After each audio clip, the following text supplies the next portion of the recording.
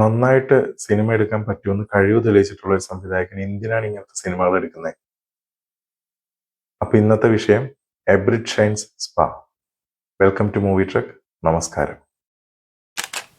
സജിമോൻ പാറയിലും സഞ്ജു ജയും ചേർന്ന് നിർമ്മിച്ച് എബ്രിഡ് ഷൈൻ കഥ എഴുതി സംവിധാനം ചെയ്ത സിനിമയാണ് സ്പാ. സിനിമയ്ക്ക് സംവിധായകൻ എ സർട്ടിഫിക്കറ്റ് കാശ് കൊടുത്ത് വാങ്ങിച്ചാന്ന്. കാരണം ഇങ്ങനത്തെ ഒരു പടത്തിനൊക്കെ എ സർട്ടിഫിക്കറ്റിന്റെ ആവശ്യമേ ഇല്ല. ഇതൊരു കോമാളിപ്പടം പോലെയാ തോന്നി. എങ്ങാനും ഇപ്പോ സർട്ടിഫിക്കേഷൻ അവര് നേരിട്ട് എ സർട്ടിഫിക്കറ്റ് കൊടുത്താണെങ്കിൽ ശോകം തന്നെ. കാരണം ഞങ്ങളൊക്കെ action hero Biju second part ഇത് എപ്പോ വരും നോക്കിയിരിക്കുകയാണ്. പക്ഷെ എബ്രിഡ് ഷൈൻ ഇങ്ങനത്തെ കോമാളിപ്പടമൊക്കെ എടുത്ത് എന്തിനാണ് വെറുതെ സമയം കളയുന്നത്? നമ്മൾ ഭയങ്കരമായിട്ട് എക്സ്പെക്ട് ചെയ്യുന്നുണ്ട് നിങ്ങളിൽ നിന്ന്. നിങ്ങൾ വെറുതെ ഇങ്ങനത്തെ കച്ചറ പടമൊക്കെ എടുത്ത് ഉള്ള സമയം വേസ്റ്റ് ചെയ്യില്ലെന്ന് മാത്രമേ ഉള്ളൂ. ഇനി കഥയിലേക്ക് വരാം.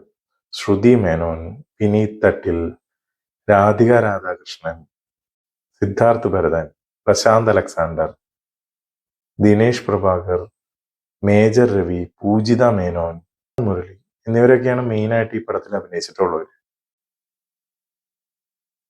ഇത്ര ആളുകൾ ഉണ്ടായിട്ടും ഒരു ഗുണം ഉണ്ടായില്ല എന്ന് വേണം പറയാനായിട്ട് സിനിമയ്ക്ക്. ഈ സിനിമ പറയുന്നത് ലാ പാരഡൈസ് എന്ന് പറഞ്ഞിട്ടുള്ള ഒരു സ്പാ മസാജ് സെന്ററും അവിടുത്തെ ഒരു ദിവസമാണ് ഈ സിനിമയിൽ കാണിക്കുന്നത്. ഈ ഒരു ദിവസം വന്നു പോകുന്ന അവിടുത്തെ കസ്റ്റമേഴ്സ്. ഇതിനകത്ത് മെയിൻ കല്ലേടിയായിട്ട് വരുന്നത് വിനീത് തട്ടിലിന്റെ ഒരു വെപ്പുവല്ലുണ്ട്. മൂപ്പരുടെ വെപ്പുവല്ലും ഭയങ്കര ദാരുണമായിരുന്നു. പക്ഷെ അതിനകത്ത് തന്നെ ആക്ടിങ്ങിലൊന്നും വലിയ പ്രശ്നമില്ല. പക്ഷെ പിന്നെ ഒരു റെട്രോ സോങ് ഉണ്ട്, അതും നല്ലതായിരുന്നു. അതും നല്ല കുഴപ്പമില്ലായിരുന്നു എന്ന് വേണം പറയാൻ. പിന്നെ അതിനകത്തെ സ്ത്രീ കഥാപാത്രങ്ങളൊക്കെ നമുക്ക് അങ്ങനെ റെക്കഗ്നൈസബിൾ ആയിട്ടുള്ള ഒരു റോൾ എന്ന് പറയാനായിട്ട് ഒന്നുമില്ല. എല്ലാവരും വരുന്നു, ഡയലോഗ്സ് പറയുന്നു, നമുക്കൊരു ഒരു ടച്ചിങ് ആയിട്ടുള്ള ഒന്നുമില്ല. ഭയങ്കര ബോറിംഗ് ആയിരുന്നു. എല്ലാവരും തന്നെ ബോറിംഗ് ആയിരുന്നു. ഇതിനകത്ത് ആകെ നമുക്ക് കുറച്ചു നേരമെങ്കിലും ഒരു രണ്ട് സീൻ ഒരു ചിരി വന്നത് മേജർ രവി വന്നപ്പോൾ മാത്രമായിരുന്നു. ആ ഒരു 2-3 സീൻ മാത്രം നമുക്കൊരു ചിരി വന്നു.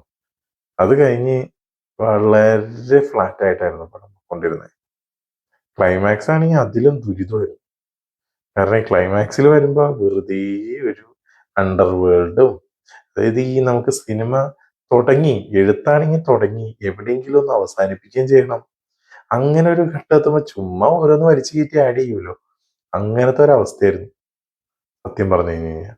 വെറുതെ ഒരു അണ്ടർ വേൾഡും അതിനകത്ത് കുറേ പ്രശ്നങ്ങളായിട്ടും വെറുതെ ഒരു ഷൂട്ട് ഔട്ടും എല്ലാം കൊണ്ട് അങ്ങ് മോശമായിരുന്നു. അപ്പൊ ഇതാണ് എബ്രിഡ് ഷൈൻസ് സ്പായെ കുറിച്ച് എനിക്ക് പറയാനുള്ളത്. നിങ്ങൾക്ക് ഈ വീഡിയോ ഇഷ്ടപ്പെട്ടാൽ ലൈക്ക് ചെയ്യുക, സബ്സ്ക്രൈബ് ചെയ്യുക. എന്തെങ്കിലും നിർദ്ദേശങ്ങളുണ്ടെങ്കിൽ കമന്റ് ബോക്സിൽ ആഡ് ചെയ്യുക. നന്ദി.